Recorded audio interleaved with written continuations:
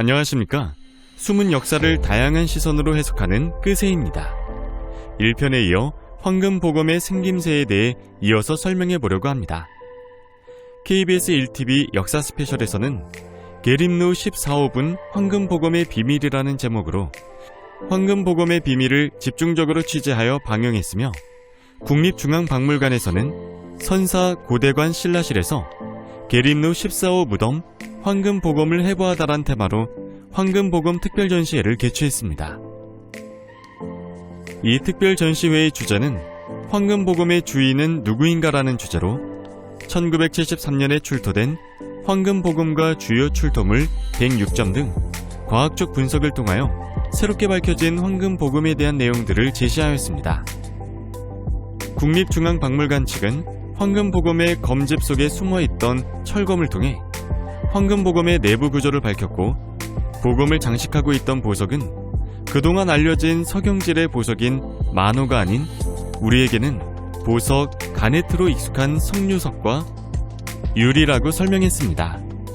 또한 석류석 중에서도 특별한 광석인 노돌라이트라는 특수한 광물을 사용했는데, 황금보검에 사용된 3캐럿 이상은 채취하기도 어려우며 크기도 매우 커 더욱 희귀한 것이라고 설명했습니다.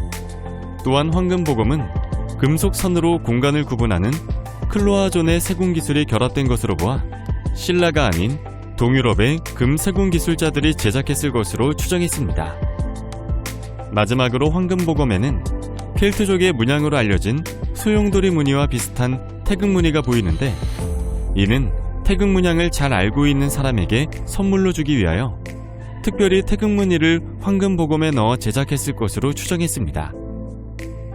그렇다면 왜 이처럼 귀중한 황금보검이 어떤 연유로 신라에서 7-8,000km나 떨어진 유럽의 트라키아 지역에서 제작되어 신라로 들어왔는지 의문이 들지 않을 수 없습니다.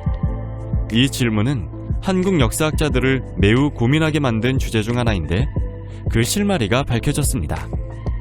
바로 경주박물관 안에 있는 문무대왕 비석입니다.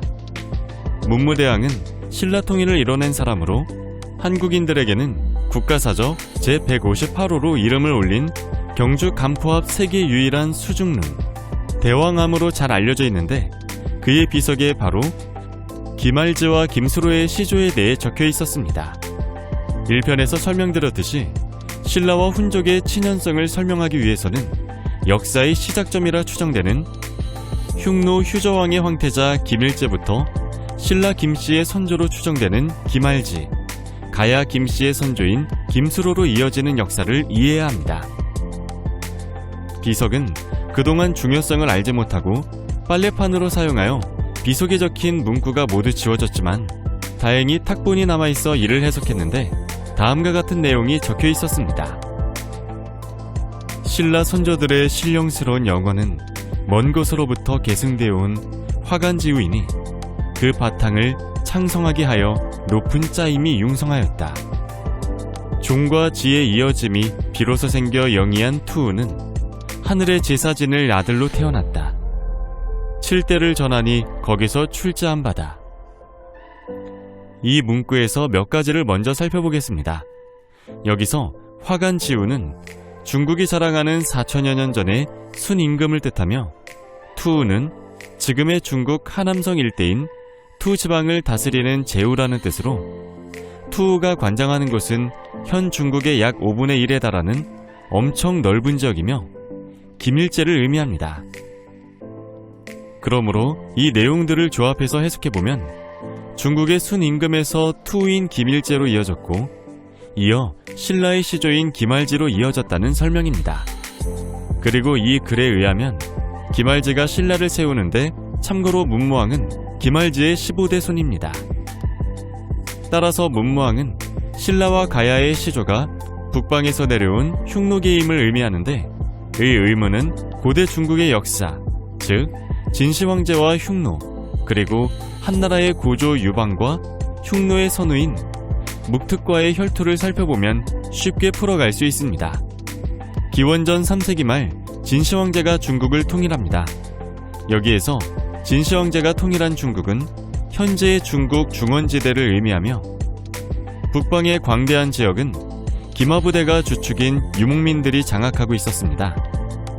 여기에서 먼저 이야기할 것이 있습니다. 흉노는 기원전 3세기부터 동아시아를 중국과 함께 호령하던 제국으로 터키 교과서에 의하면 당시 흉노는 중국보다 3배나 큰 거대한 지역을 지배하고 있었습니다. 한마디로 흉노는 거대한 나라의 명칭이라는 것을 이해하실 필요가 있습니다. 시간이 지나 후대로 가면서 흉노의 세력이 강성해지며 중국과 혈투를 벌이자 중국을 통일한 진시 황제는 흉노가 침투하는 길목에 장성을 쌓았는데 이것이 유명한 진시 황제의 만리장성입니다. 물론 진시 황제가 모든 만리장성을 쌓은 것은 아닙니다. 기원전 1000년 전부터 진시 황제가 중국을 통일하기 전까지 중국은 여러 나라로 나뉜 전국시대로 각국은 인근 나라의 침공에 대비하여 수많은 장성을 쌓았는데 현재도 연나라 장성, 조나라 장성, 초나라 장성 등이 각지에 남아 있습니다. 진시 황제가 중국을 통일하자마자 만리장성을 쌓은 것은 당대에 강성해진 흉노에 대해 잘 알고 있기 때문입니다. 진시 황제의 생각은 매우 간단합니다. 당시 막강한 군사력을 갖고 있는 흉노가 장성을 넘어오지 않으면 평화가 유지된다고 생각했던 것이죠. 다음 편에서 한나라의 고조 유방과 흉노의 선우인 묵특과의 혈투를 살펴보도록 하겠습니다.